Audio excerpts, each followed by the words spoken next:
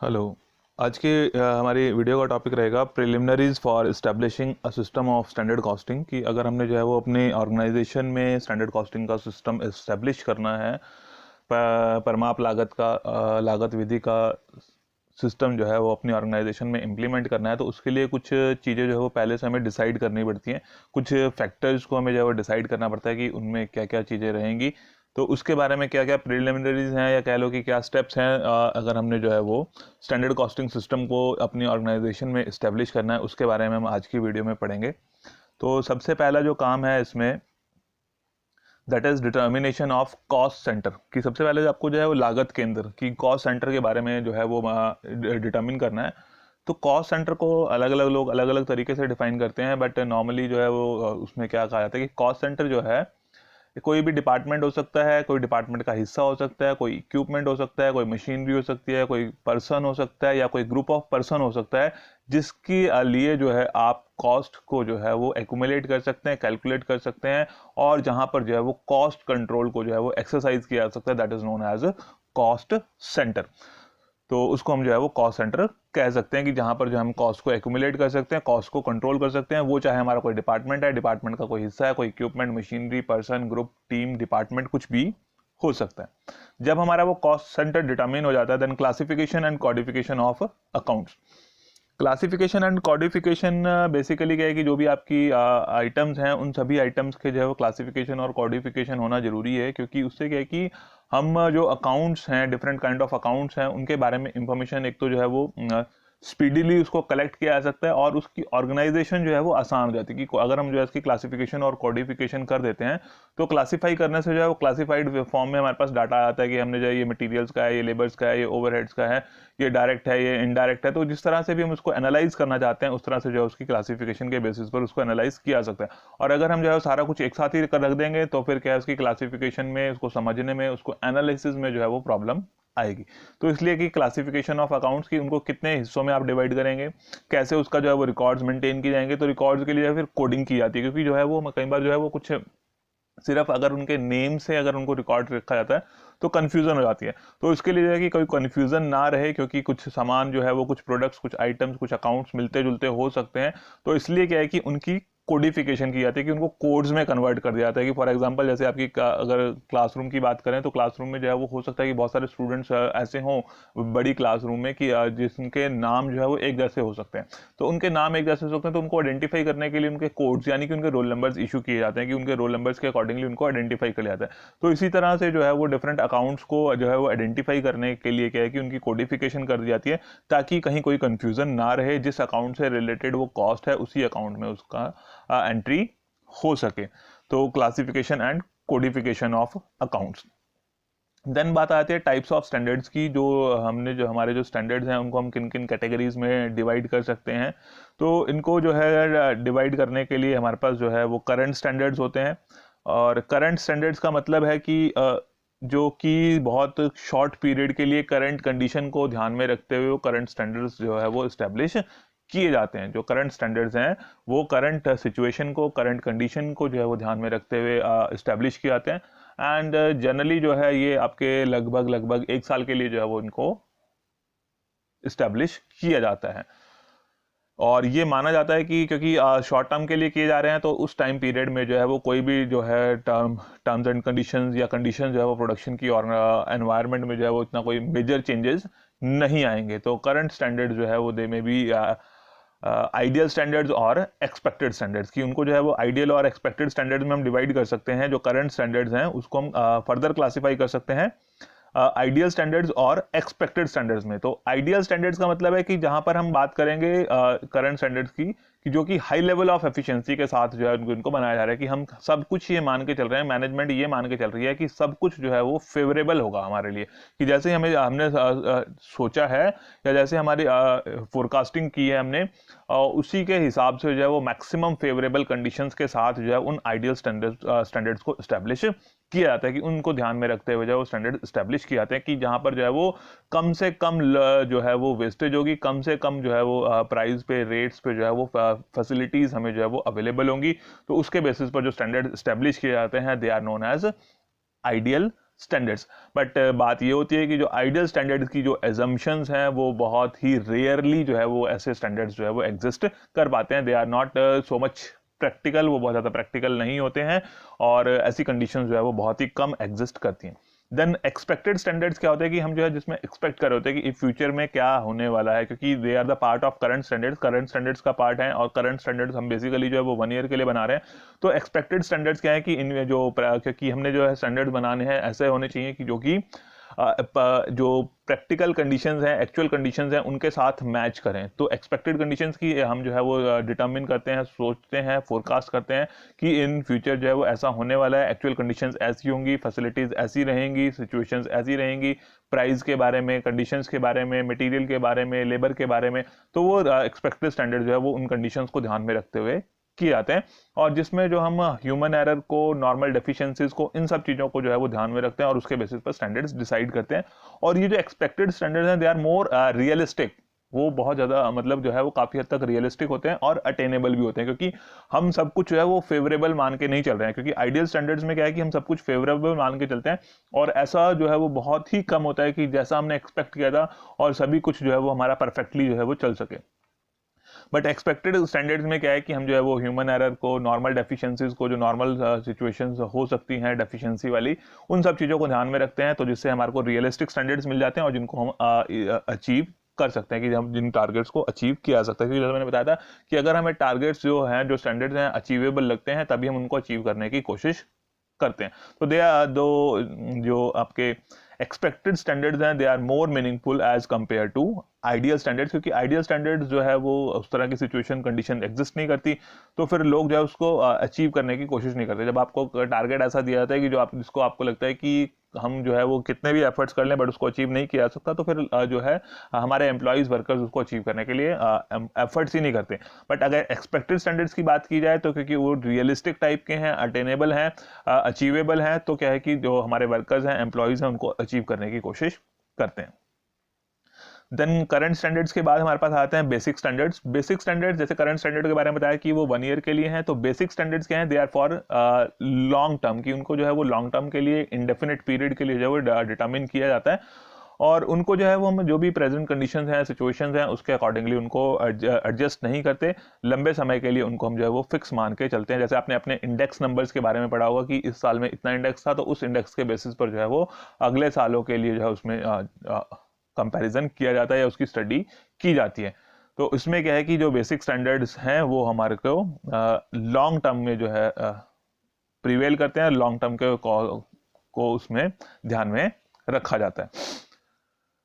But इसमें problem क्या आती है कि अगर हम इन बेसिक स्टैंडर्ड से एक्चुअल कॉस्ट को कंपेयर कर सकते हैं तो वो एक स्टैंडर्ड फॉर्म में नहीं मिल सकते, क्योंकि करंट सिचुएशन जो है वो ईयर बाय ईयर जो है वो चेंज होती रहती हैं, प्राइजेस में चेंज होते रहते हैं, करंट सिचुएशंस में चेंज होते रहते हैं, हमारी प्रोडक्शन टेक्नोलॉजीज में चेंज होते रहते हैं। तो उसकी वजह से जो है ये बेसिक स्टैंडर्ड उतने जो है हमारी एफिशिएंसी को बहुत अच्छे से मेजर करने का कोई एक तरीका नहीं है। तो इसलिए क्या होता है कि अगर हमारे स्पेसिफिकेशन ऑफ मटेरियल में या टेक्नोलॉजी प्रोडक्शन में कोई स्पेसिफिक मेजर जो है वो चेंजेस होते हैं, तो मेजर चेंजेस होने के बाद जो है वो इन बेसिक स्टैंडर्ड्स को जो है वो रिवाइज कर दिया जाता है। तो जैसे हम मान लो हम कहते हैं कि जी बेसिक स्टैंडर्ड हमारा है कि मटेरियल जो है वो हमारा 20 रुपये का है, 20 रुपये पर यूनिट का है और करंट प्राइस जो है उसका 25 रुपीज़ पर यूनिट का है, तो हम ये कहेंगे कि जो बेसिक स्टैंडर्ड्स हैं उसमें जो है वो 25% का इंक्रीज हो गया है। तो इस तरह से जो है उसके बेसिस पर कंपैरिजन किए जाते हैं। देन बेसिक स्टैंडर्ड के बाद आते हैं, इसमें हमारे पास तीसरा जो है वो पार्ट है नॉर्मल स्टैंडर्ड का। एक हो गया आपका करंट स्टैंडर्ड जिसके हमने 2 हिस्से कर दिए हैं, आइडियल स्टैंडर्ड और एक्सपेक्टेड स्टैंडर्ड। दूसरा हो गया आपका बेसिक स्टैंडर्ड और तीसरा जो है वो नॉर्मल स्टैंडर्ड है। नॉर्मल स्टैंडर्ड में जो है क्या किया जाता है कि एंटिसिपेट किया जाता है एक फ्यूचर पीरियड ऑफ टाइम के लिए और लगभग लगभग जो है वो ना तो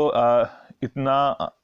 कम है कि वो एक साल के लिए बात करें हम उसको कि करंट स्टैंडर्ड है, ना बहुत जो है वो लॉन्ग टर्म के लिए किया जाता है कि प्रेफरेबली जो है उसको कोई आपका जैसे एक बिजनेस साइकिल या ट्रेड साइकिल की हम बात करें तो एक उस ट्रेड साइकिल को कंप्लीट होने तक के लिए जो है उन स्टैंडर्ड्स को जो है वो फिक्स किया जाता है कि नॉर्मली जैसे आपका 5 साल के लिए, 10 साल के लिए, तो उसको जो है उस टाइम पीरियड के लिए वो नॉर्मल स्टैंडर्ड्स फिक्स किए जाते हैं। तो इसमें टाइम टू टाइम जो है वो वेरिएंसेस को कंपेयर किया जाता है और जो भी आपके नॉर्मल कंडीशंस हैं उनको ध्यान में रखते हुए जो है ये नॉर्मल स्टैंडर्ड्स फिक्स किए जाते हैं। देन जब हमारे पास ये डिफरेंट काइंड ऑफ स्टैंडर्ड्स जो है हमने देख लिया कि हमने करंट स्टैंडर्ड्स हैं या हमारे बेसिक स्टैंडर्ड्स हैं या नॉर्मल स्टैंडर्ड्स हैं, तो उसके बाद जो है वो बात आती है ऑर्गेनाइजेशन फॉर स्टैंडर्ड कॉस्टिंग की। ये हमने जो है वो कॉस्ट सेंटर इस्टेब्लिश कर लिए, उनके जो है वो क्लासिफिकेशन एंड कोडिफिकेशन कर दी, डिफरेंट जो है वो काइंड्स ऑफ स्टैंडर्ड्स की हमारा बेसिक स्टैंडर्ड क्या रहेगा, नॉर्मल स्टैंडर्ड क्या है और करंट स्टैंडर्ड्स क्या हैं, उसको ध्यान में रखने के बाद ऑर्गेनाइजेशन फॉर स्टैंडर्ड कॉस्टिंग की एक कंप्लीट ऑर्गेनाइजेशन का मतलब कि किस तरह से लोग जो है, किस तरह से टीम बनेगी और कौन लोग जो है उसको स्टैंडर्ड कॉस्टिंग को सिस्टम को इम्प्लीमेंट करेंगे, कॉस्ट कंट्रोल में हेल्प करेंगे। तो इसमें क्या है कि इसके लिए कंप्लीट कमेटी बनाई जाती है, क्योंकि स्टैंडर्ड कॉस्टिंग का जो सक्सेस है इस सिस्टम की, स्टैंडर्ड कॉस्टिंग के सिस्टम की, वो डिपेंड करेगी कि कितने अच्छे से जो है आपने उनको स्टैंडर्ड्स को सेटअप किया है, उनको जो है वो कंट्रोल किया है। तो सेटिंग करने के लिए, उनको कंट्रोल करने के लिए, उनको इम्प्लीमेंट करवाने के लिए उसकी एक प्रॉपर टीम बनाई जाती है। और नॉर्मली जो है जो स्टैंडर्ड कॉस्टिंग की टीम है उसमें production manager, purchase manager, sales manager, personal manager,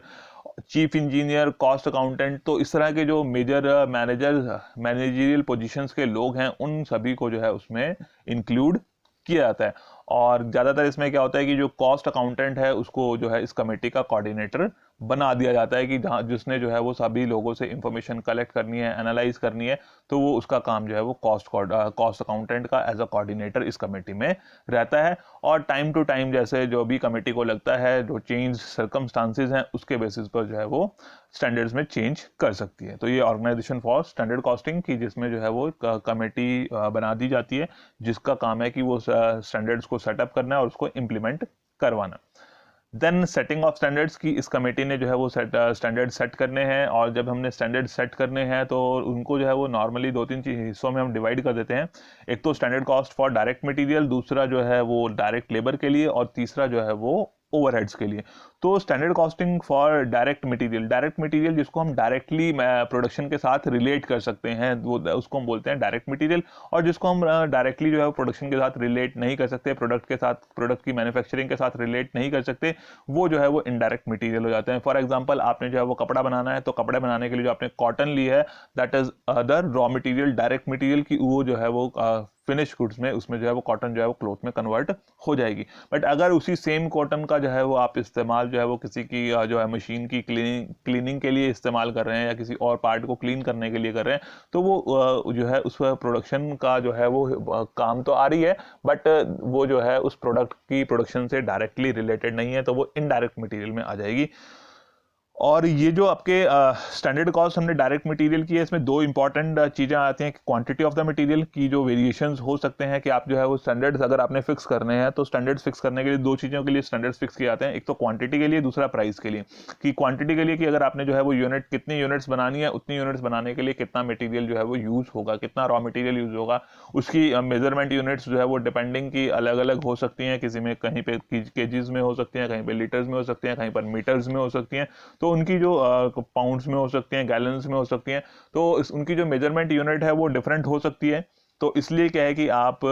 वो डिपेंड करेगा कि किस तरह के प्रोडक्ट हैं, बट उसमें क्या है कि हम क्वांटिटी डिटरमिन कर लेते हैं कि एक यूनिट को बनाने के लिए 10 kg ऑफ मटेरियल लगेगा, 2 यूनिट को बनाने के लिए 20 kg ऑफ मटेरियल जो है उसमें यूज होगा। तो वो क्वांटिटी हम उसमें डिटरमिन कर सकते हैं कि स्टैंडर्ड है कि इतनी यूनिट्स अगर प्रोड्यूस करनी है तो इतना जो है वो मटेरियल उसमें यूज होगा, that is quantity. And price, दूसरा इंपॉर्टेंट फैक्टर आता है कि प्राइस की, अगर हमने उसको प्रोक्योर करना है, खरीदना है मार्केट से, तो हम उसको किस रेट पर खरीद लेंगे। तो वो उसमें क्या है कि मार्केट कंडीशंस को ध्यान में रखते हुए जो है वो देखा जाता है कि उस मटेरियल को जो है वो जो भी हम स्टैंडर्ड फिक्स कर रहे हैं, चाहे वो करंट स्टैंडर्ड है, बेसिक स्टैंडर्ड है, नॉर्मल स्टैंडर्ड है, तो उसकी जो भी क्राइटेरियाज है उनको ध्यान में रखते हुए जो है उसके प्राइजेस फिक्स कर दिए जाते हैं कि इसका जो है वो स्टैंडर्ड प्राइस इतना रहेगा। फिर ताकि हम उसको बाद में कंपेयर कर सकें कि जो स्टैंडर्ड प्राइस था उससे हमने कम रेट पे हमने जो है उस प्रोडक्ट्स को प्रोक्योर किया है, या फिर जो है वो जो हमने मटीरियल्स प्रोक्योर किए हैं उसको जो है वो स्टैंडर्ड रेट से ज़्यादा रेट पर प्रोक्योर किया। तो प्राइजेस बेस और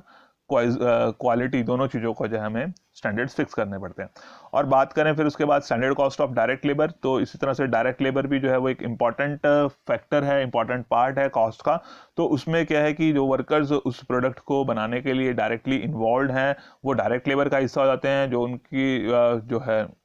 अगर उनकी इन्वॉल्वमेंट जो है वो डायरेक्टली नहीं है तो they comes in indirect labour part, तो वो इनडायरेक्ट हो जाती हैं। तो ये जो standard cost of direct labour है, इसमें भी दो चीज़ें इंपॉर्टेंट आती हैं कि एक तो लेबर का टाइम, की एक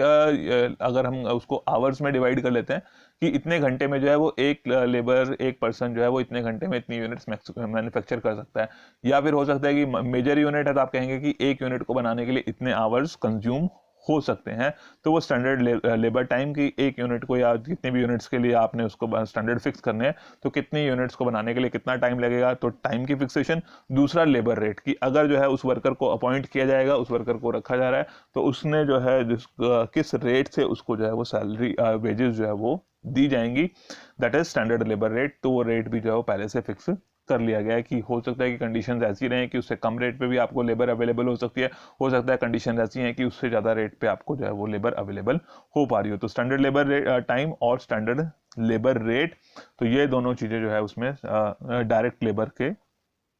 हिस्सा बनती हैं।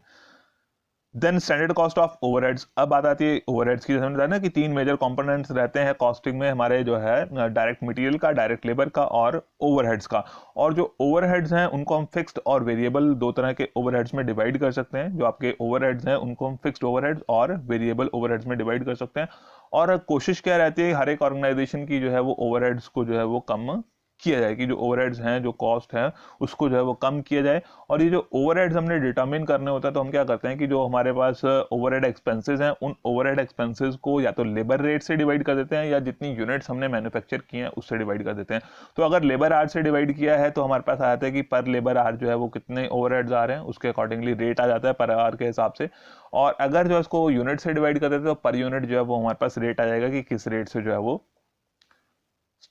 ओवरहेड्स जो है हमने चार्ज करने हैं। तो वो रेट आ जाता है, फिर रेट से जो है वो नंबर ऑफ यूनिट्स जो हमने मैन्युफैक्चर किए हैं उससे मल्टीप्लाई कर देते हैं, तो फिर हमारे पास जो है वो स्टैंडर्ड ओवरहेड कॉस्ट